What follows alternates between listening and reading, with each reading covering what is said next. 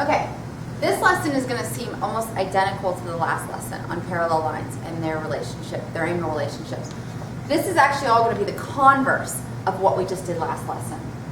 So for example, the corresponding angle converse says that if a pair of corresponding angles is congruent, then the two lines that form them are parallel. So if they told you right off the bat that this angle was 35 and this angle was 35, because they're corresponding angles and because they're congruent, we're allowed to say that line L is parallel to line M. Before, we were told that the lines were parallel, and then we concluded that corresponding angles were congruent. Now we're doing the converse of that.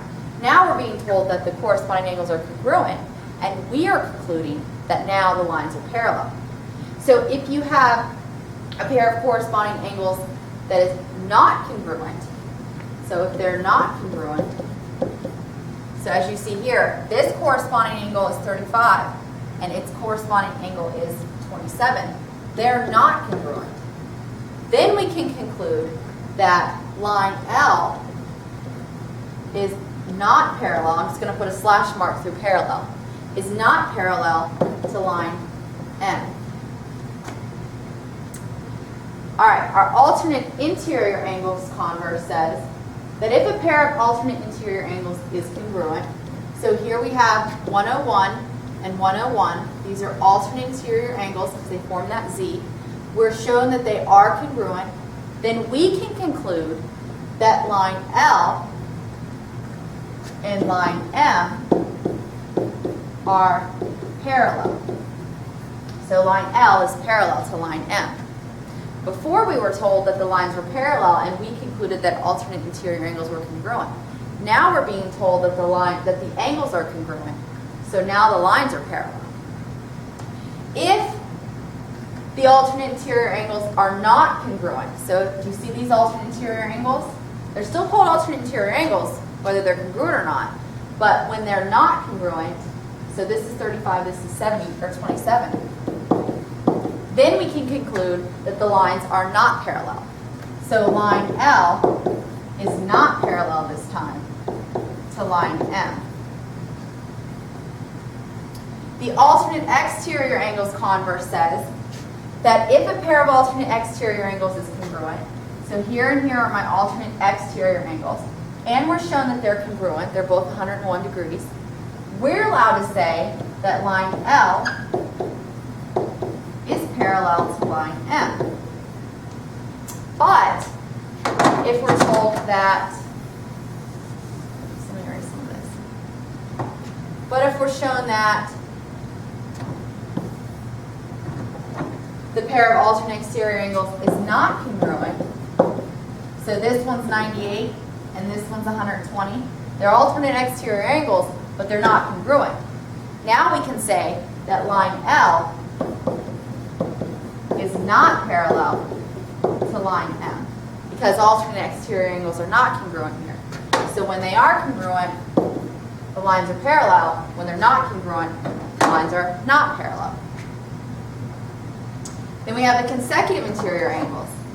If consecutive interior angles are supplementary, so 101 plus 79, that equals 180, that is supplementary, then that means that we have parallel lines. So if they're supplementary, then the lines that form them are parallel. But if they're not supplementary, so 117 and 35 gives us 151, that's not parallel. So, or not supplementary. So then the lines are not parallel. So we can say that line L is not parallel to line M. So in order to do the next set of problems, you have to have a very strong foundation on your names of your angle relationships and what they're supposed to be. So our first example says, determine which two lines, if any, are parallel. And then I'll explain why. So So here, what I always do, and this is why your first couple chapters were so important with vertical angles and linear pairs, because vertical angles and linear pairs are always supplementary or congruent and supplementary. That we don't have to have parallel lines to have that relationship. So always fill in your linear pairs, 103 and subtracted from 180 is going to give you is going to give you 77. So this angle here is 77 degrees. I'm going to fill in my linear pair with this set of angles. Well, this is 77 and linear to that or supplementary to that was 103. And this angle is also 103. Then I'm going to do linear over here. Well, if this angle is 100 and linear to that angle would give us that this angle is 80 degrees. So I filled in all my linear pairs. Now I'm going to look for angle relationships that exist within those angle pairs. Well, if you notice, 77 and 77, those are corresponding angles and they are congruent. So because corresponding angles are congruent, then I can determine that the lines that form them are parallel. So line A is parallel to line B.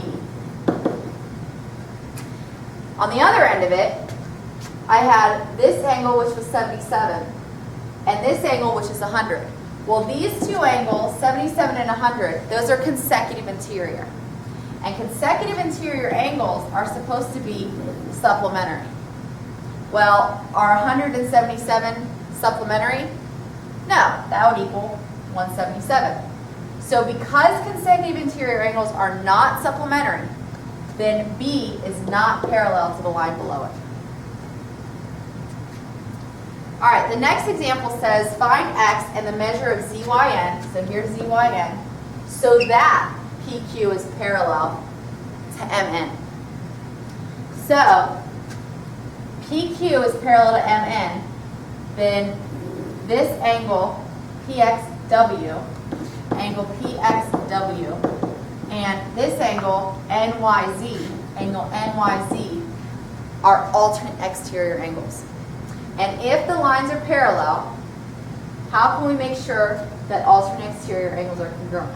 Well, we set 11x minus 25 equal to 7x plus 35. And solving for x, I would subtract 11 from both sides. So I would get 4x minus 25 equals 35. I'd add 25 to both sides. So I would get 4x equals 60. I would divide by 4 on both sides. So I would get 60 into 4 would be, oops, what did I do there?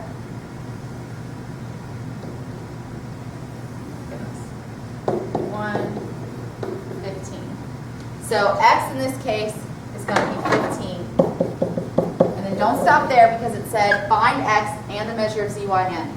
So ZYN said 7 times x, which is 15, plus 35. And after we find that, we want to find this angle and make sure that they're congruent. So I'm going to go ahead and plug 11 times 7 minus 25. So 7 times 15, 15 times 7 is 105, plus 35 is 140. So that gives me the answer to this. Assuming I did that math right, I did it really quick. 11 times 7 is 77 minus 25. Oh wait, 11 times 15.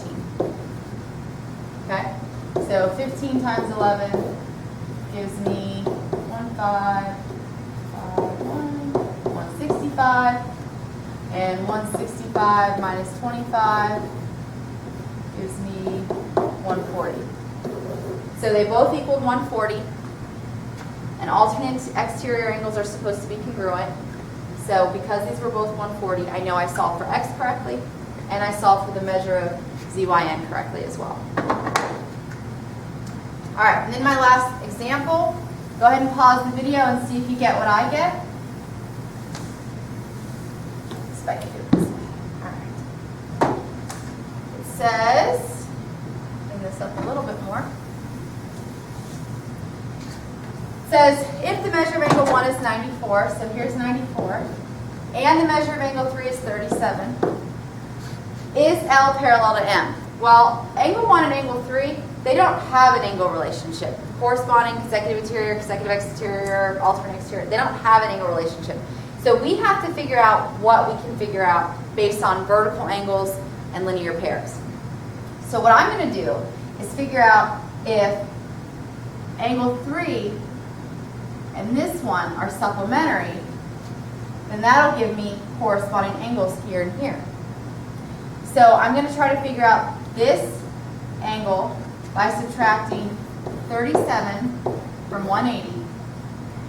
So I get, let's see, 143.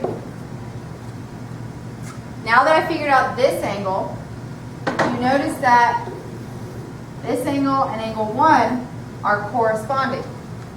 And if the lines that form the corresponding angles were parallel, then our corresponding angles would be congruent. Is 143 congruent to 94? No. So, is L parallel to M? You would say no, because corresponding angles